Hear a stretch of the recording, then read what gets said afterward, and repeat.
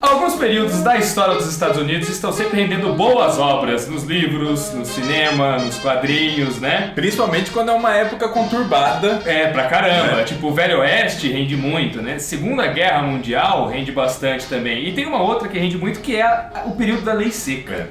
Né? O período auge dos gangsters. Danielzinho, como seria a sua vida sem poder tomar um drink? Meu Deus! Cara, seria desesperador. Hoje eu tô de ressaca, porque ontem eu tomei muitos drinks. Ó, eu vou dizer que eu viveria de boas. Você viveria tranquilo. Viveria. O problema vai ser quando... Lei seca do Todinho. Lei Todinho. A lei do achocolatado. Vixe Maria, mano, ó, você sabe que logo vai começar essa parada. Vai. Porque tá cada vez mais tendo a ideia de produtos devem ser saudáveis. E todinho não é nada saudável, cara. Né? Não é muito Daqui não. a pouco estão proibindo todinho aí. Aí, ó, eu entro pelo cano. E a Lei Seca, ela aconteceu, começou em 1920, não foi não? Foi aprovada em 1920. 1920. Proposta em 1918, aprovada em 1920 e durou até 33. Até 33, cara. 13 anos aí sem poder vender bebida alcoólica no território dos Estados Unidos. Um pouco antes dos anos 20 nos Estados Unidos, você tem ali um modelo de expansão industrial muito grande, né? Muito forte. Os Estados Unidos ficam uma potência nesse período. É o período que cresce em benefício da guerra, né? Porque a Europa se arrasou inteira e a economia começou a subir. Exatamente. Aí surge a época do American Way of Life e tal. Você tem uma prosperidade muito grande nos Estados Unidos e os caras começam a ficar preocupados, tipo, como fazer as pessoas trabalharem bastante, não perderem o horário de emprego, não perderem os dias e tal. E eles veem como um problema as pessoas que bebem e faltam ou fazem merda no trabalho e tal. E aí propõe essa lei seca pra falar, então agora, já que ninguém pode beber bosta nenhuma, eles vão trabalhar melhor. Só que esse período não dura tanto, dura uns 10 anos essa prosperidade, porque logo depois começa a vir Dura até menos a prosperidade. sim, depois começa a encavalar tudo lá, começa a dar um monte de problema econômico, eu não vou ficar dando palestrinha aqui, mas chega em 1929 tem a quebra da Bolsa de Valores e a Grande Depressão Norte-Americana, né? E aí a parada muda completamente de figura e a Lei Seca dura até 1933. Depois disso os caras percebem que foi uma burrice fazer a Lei Seca. Eles ficam mais 4 anos e depois, na tentativa de reaquecer a economia, eles trazem o álcool de volta. Porque era uma indústria muito forte. Então, até porque a Lei Seca saiu pela culatra. O tráfico continua existindo. É o que eu ia falar, as pessoas não pararam de beber por causa da Lei Seca. Não é porque o governo proíbe que a população para. Não, fuck de polícia, né? Isso beneficiou o surgimento dos gangsters. Exatamente. Da máfia irlandesa, da máfia italiana. Não, aí os mafiosos brilham, né? Porque eles comandam não só a produção da bebida, que todo mundo continua bebendo igual, só que eles começam a abrir os bares, os speakeasies, as casas de shows, tudo por conta deles. Muitas vezes mancomunado com a própria polícia, que recebia benefício em troca, de não falar nada. É uma rede, vira uma rede nos Estados Unidos inteira do tráfico. Igual hoje é o tráfico de drogas. Inclusive a imprensa, cara. Boa parte dos periódicos, o começo dos quadrinhos tem muito envolvimento com a máfia dessa época, assim, mano? Nos anos 30. Tem sim, porque os caras usavam os caminhões das distribuidoras de papel, de jornal, pra enfiar bebida lá dentro. Olha aí, então cara. tem toda uma proximidade aí. Se vocês lerem aqueles Homens do Amanhã, do Gerard Jones, né? Que ele fala do nascimento da National, que vira DC Comics, tá totalmente ligado à máfia da bebida alcoólica, cara. E esse período de Lei Seca, o finzinho dele é retratado nessa obra. No Blue Note, da editora Mitos, e é justamente o período áureo dos gangsters que sempre é mostrado nos filmes, no cinema, né? É essa parte dos gangsters que gera tantas boas histórias, né? É um período que eu adoro, tem um monte de filme espetacular, monte de livro. Mesmo, cara. É um alvorecer muito grande do blues e do jazz, assim, surge muito por conta desses bares. Os caras iam lá peixer a cara, aí precisava de atração, precisava manter os caras no bar ali se entretendo. Então tem muito espaço para bons músicos surgirem nessa época, sabe? As big bands só surgem nessa época por conta disso.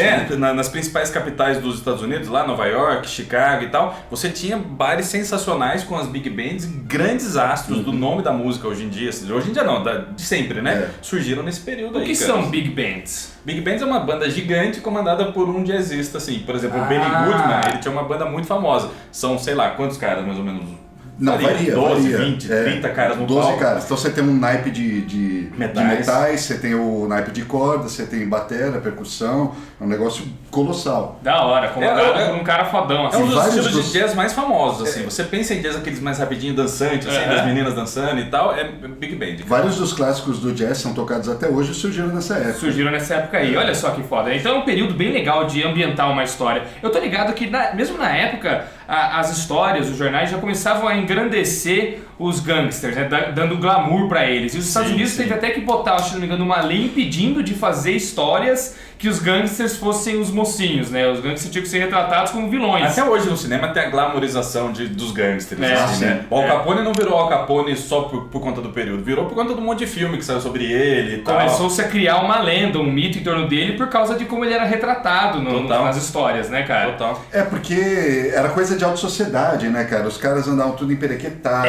Com ternão da hora, carrão preto bonitão. Entrando nesses clubes VIPs, tendo todas as mulheres do mundo, milionários. Não tem jeito, né? Todo mundo falou, quero ser esse cara. Pode crer, mano.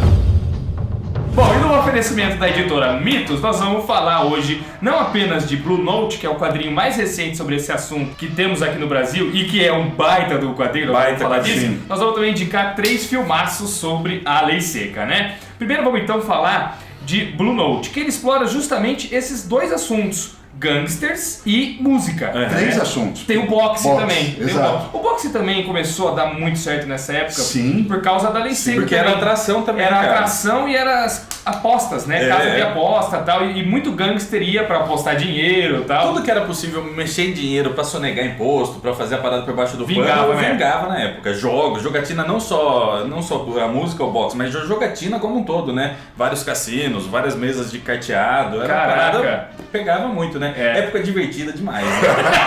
Vamos falar a verdade? E aí Blue Note já... Blue Note Podia já... voltar, né, Brasil?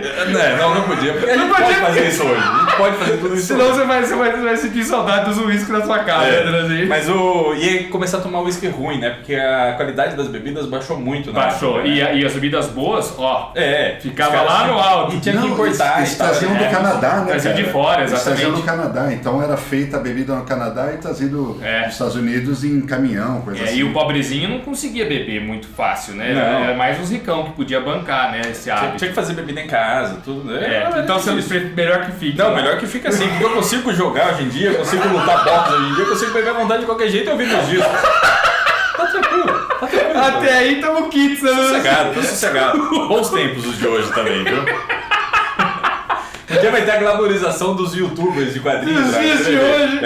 Opa, velho, vão contar suas histórias editando quadrinhos do centro de São Paulo, Alexandre regado Calari. a uísques e a boa música. Alexandre Calari é o novo Al Capone, cara. Da hora. Bom, vamos dar uma sinopse. Mas, assim, basicamente, o Blue Note ele me ganhou de cara. Assim que a gente viu lá, a gente trabalhava na Mitos ainda quando chegou os exemplares lá, e eu fiquei completamente... exemplares gringos, os né? gringos e tal, porque eles estavam negociando, e eu fiquei completamente de cara, porque o desenho é lindo e trata desses muito assuntos que eu foda. adoro. Eu adoro filme de boxe, adoro filme de superação e tal, adoro blues, jazz, e tá tudo aí nesse gibi, cara. É um quadrinho francês, sai aqui na Mitos pelo selo Gold Edition, é roteiro do Marioli, Mathieu Marioli e desenho do Bourgon. Não sei como é que fala o nome Bourgon. Bourgon. Vem num padrão de qualidade da hora da editora Mitos, só que tem uma diferença, né? O tamanho é o mesmo, é o padrão do Gold Edition, que é o padrãozão 24 europeu, né? por 31, é o quadrinho europeu mesmo. Quadrinho europeu, padrão europeu, só que os outros da Mitos tinham um papel colchê. Esse tem um papel offset, de alta gramatura também,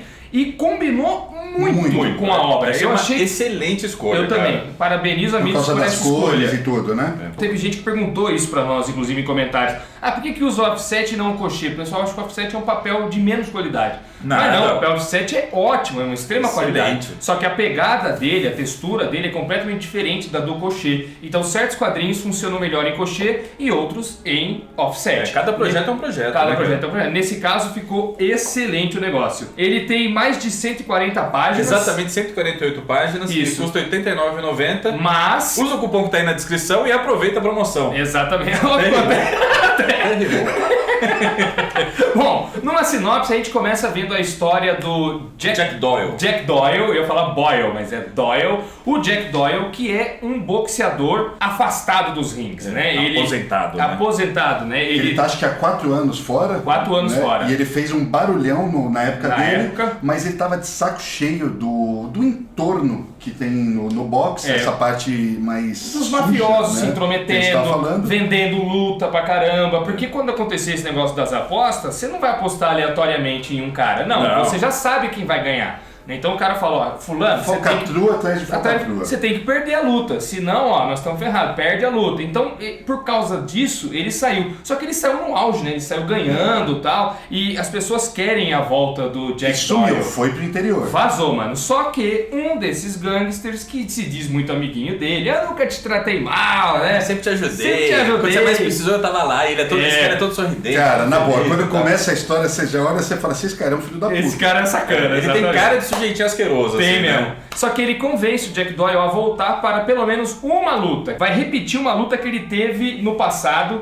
que foi muito boa, que ele ganhou do cara. Então o cara quer uma revanche. Ele mexe com os brios do Jack, porque ele fala assim, será que você ganhou mesmo?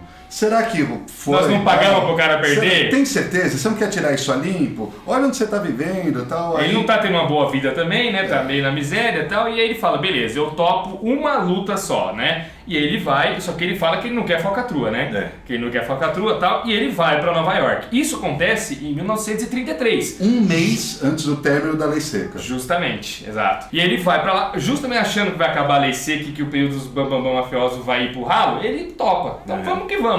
Só que não, na verdade tem falcatrua sim. Ele acaba descobrindo que infelizmente não vai ser só essa luta, ele vai ficar preso num esquema, um esquema muito maior do que ele, assim, inclusive, um esquema que envolve uma puta fortuna e tal. Um mafioso italiano que é dono de um bar de jazz, o maior bar de jazz de Nova York, inclusive. E aí é que tá, a história do Blue Note é dividida em 2 partes. Na primeira parte você vê o boxeador Jack Doyle e ele tentando sair dessa furada que ele entrou. Ocasionalmente, por ele frequentar o clube, frequentar esse meio aí, esse é o mesmo período, ele encontra o personagem que vai ser o protagonista da segunda parte. Isso, né? Que é foda. Porque são 2 histórias correndo em paralelo. Em paralelo. Só que aí você vê o personagem da segunda história fazendo aparições na dele, só que é meio jogado, você não entende o que tá mostrando. Aí vai pra segunda história, volta-se no tempo e você vê que enquanto o boxeador tá vivendo aquilo, o cara do jazz tá vivendo outra coisa. O RJ, ele é um guitarrista prodígio também que sai de uma cidadezinha e vai buscar o sonho em Nova York. York. E logo ele se destaca muito, assim. Muito e mesmo. Tem tudo pra ser, tipo, o cara daquele momento, né? Tem tudo pra tocar uma big band, por exemplo. Né? Ser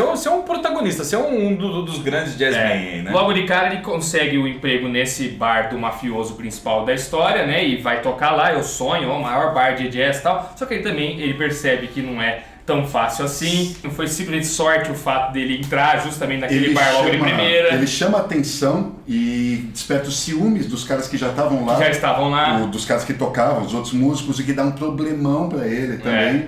E a história dele é bem bonita, mas é trágica, bem trágica. A dos dois é trágica. Eu gosto mais da história do cara do jazz. Eu também. Vocês também? O do boxe é muito boa também, mas eu prefiro a do jazz.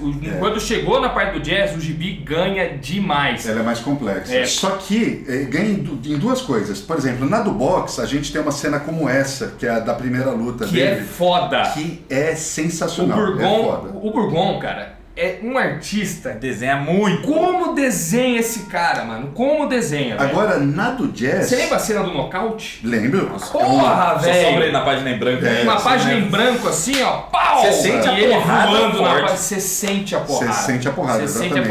Agora, na do jazz, cada vez que o rapaz toca, ele cria uma coisa meio onírica, meio maluca, assim, que é como se ele tocasse... Como é que você expressa a melodia da música na página? Num quadrinho. Ele encontra uma forma de fazer isso, porque quando ele toca, o mundo inteiro se transforma. E tem uns quadros que são... E como a música envolve as pessoas que estão assistindo ali, né? Isso que é bonito, né? Olha essas ondas lá e vai tomando a galera, o público, assim, é bonito demais, Você cara. fica com vontade de ouvir um disco desse RJ aí, né, cara? Você fica com vontade. Dá vontade de ouvir jazz, você acabar o livro e ouvir jazz, cara. Não, tem que... Eu sempre gosto de ler ouvindo uma musiquinha. Eu pus um jazzão lá, pega os clássicos da Blue Note. Qual você recomenda? Inclusive, Blue Note é um puta do nome, porque faz referência a a gravadora, né? A gravadora mais famosa de jazz da história. Ah, né? ela chamava Blue Note. Sim, sim. O que você recomenda ouvir com Blue Note os últimos dias da Lei Seca? Eu ouvi o Art Blakey, Art espetacular, gosto do Charles Mingus também. Dá pra ouvir umas coisas assim mais classiconas, assim. Da hora, vamos esses dois aí, então a galera já vai buscar conhecer. Pode pegar. Eu escutaria Miles Davis.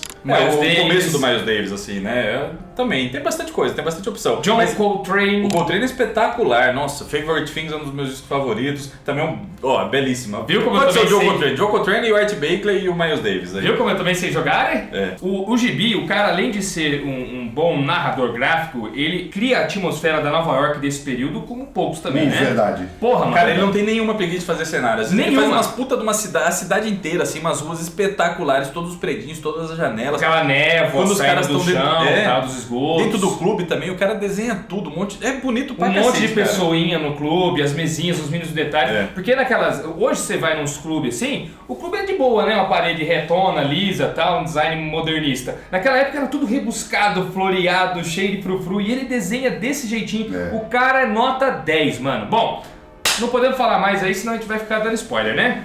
Sim, sim. Tem várias traminhas paralelas vão correndo. Tem uma personagem jornalista. Exato. E a personagem, o roteirista, ele utiliza ela para cutucar alguns assuntos em relação a preconceito da época. Não só com mulheres, mas que os próprios protagonistas sofriam. É interessante que o cara é um boxeador, o outro é o músico. Ambos são atrações dos lugares, mas eles não são pessoas benquistas. Eles são párias, né? São párias. Um é tipo caipirão, burro. Todo mundo acha que boxeador é burro. O outro é negro. Fora que né? ele é irlandês, se não me engano. Né? Ele é irlandês, então ele é um imigrante, né? Mas eles são... É um estrangeiro e um negro, então já tá à margem da sociedade. Mas eles são as atrações dos bares e eles são tratados como fauna, como bicho. Eles estão lá para serem vistos. Para entreterem.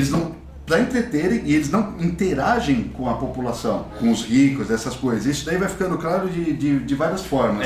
Um baita de um gibi, um gibizão, Um baita de um gibi. Além da história principal, você consegue pegar todos esses pormenores, né, que transparece no meio da trama. Sabe aquela coisa de, vamos lá assistir aquele cara tocar, mas ele não vai sentar na minha mesa. Isso. É isso aí mesmo.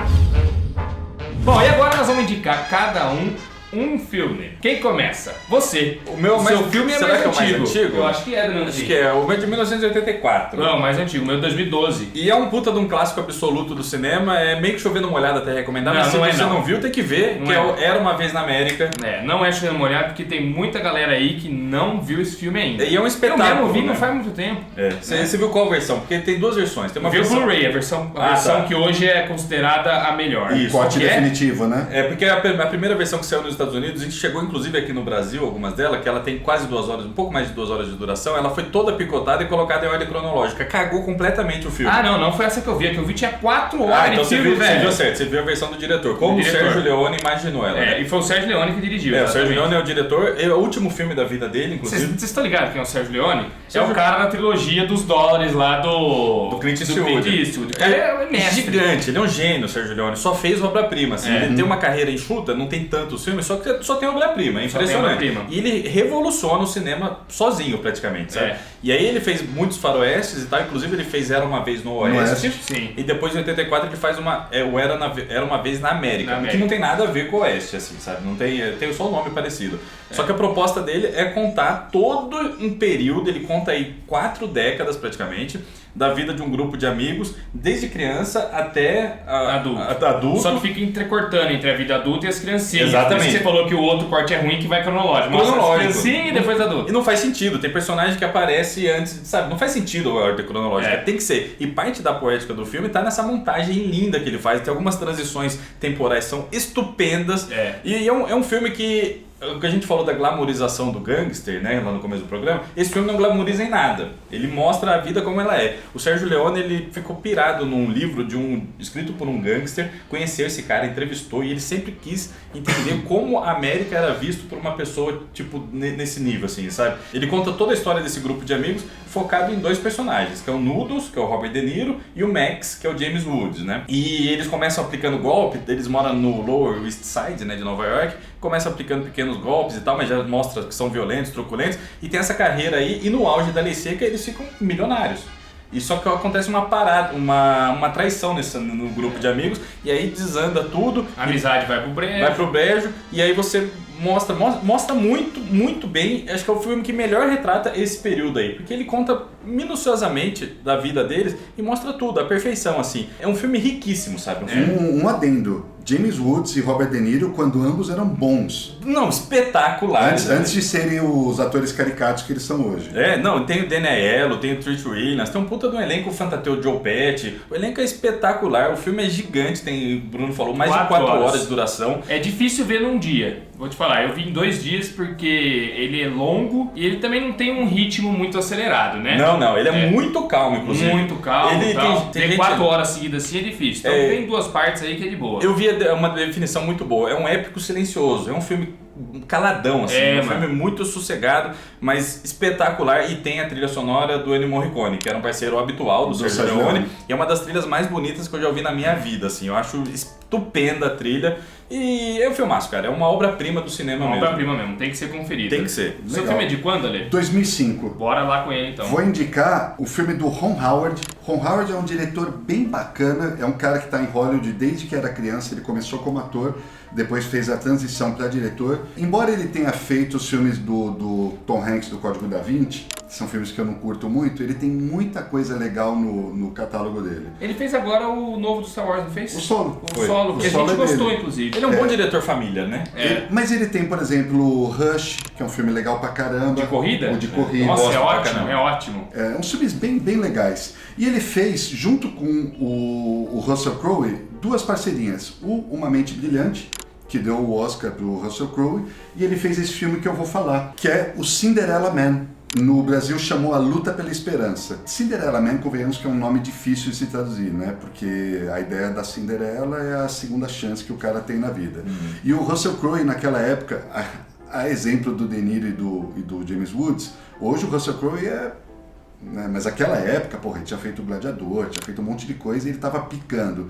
E ele manda muito bem no papel do James Braddock, que é a história de um boxeador, e aí é onde dialoga com a obra Blue Note. Também passa na Lei Seca. Se passa no mesmo período. Ele era um boxeador que supostamente começa no filme, ele tá bem ainda, participa também das lutas que acontecem nos clubes e tal, mas aí vem a Grande Depressão e arregaça com ele, Ele quebra a mão numa luta, não consegue mais lutar e tal. Mostra algumas coisas da depressão que, os caras são desesperados. Tipo, tem uma galera que vai fazer um serviço braçal, tipo, carregar saco no cais. Tem uma galera na frente da empresa, assim, todo dia de manhã vem um cara e fala assim, você, vamos lá, carregar saco. E ele com a mão quebrada, a família dele passando fome, a esposa dele é a Renée Zellweger.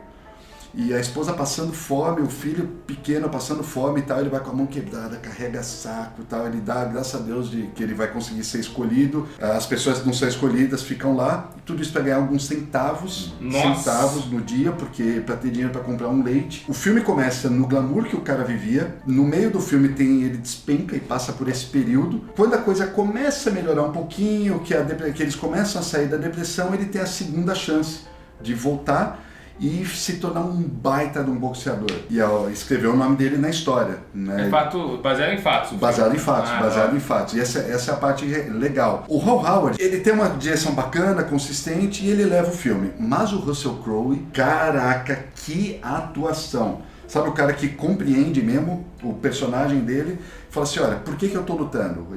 Um repórter pergunta pra ele uma hora, por que você tá lutando? Ele fala, eu tô lutando pela minha família. E ele, quando ele sobe no ringue, ele se torna um predador, cara. É foda isso, quando o personagem incorpora um grande lutador, assim, você percebe que o cara tem a chama nele, assim, né? Aí não acontece sempre, não. Eu adoro filme de boxe e é poucas vezes que acontece. Dá pra citar o próprio De Niro no Toro Indomável, sim, que é estupendo, aquele lutador com... Daniel Day-Lewis. Não, tem outro... O do... Daniel Day-Lewis acho que é o boxeador. Eu sei qual você tá falando. O lutador é o do mesmo diretor do Cisne Negro. Mickey Herc, exatamente, que incorpora muito. Quem é o diretor que eu falei, que é o mesmo do Cisne Negro? É o Darren Aronofsky? Não. Darren Aronofsky. É o Aronofsky, isso. O filme é foda, o filme é legal e o Russell Crowe manda muito. É triste. Eu não vou ver. Não, vê sim. Não, ele dá uma volta por cima bonita. Termina feliz. Porque ele volta pro ringue e eles... Não, mas não me fala. Eu não falo o final. Olha o spoiler. A galera já tá meio brava com vocês, é por conta do spoiler, né?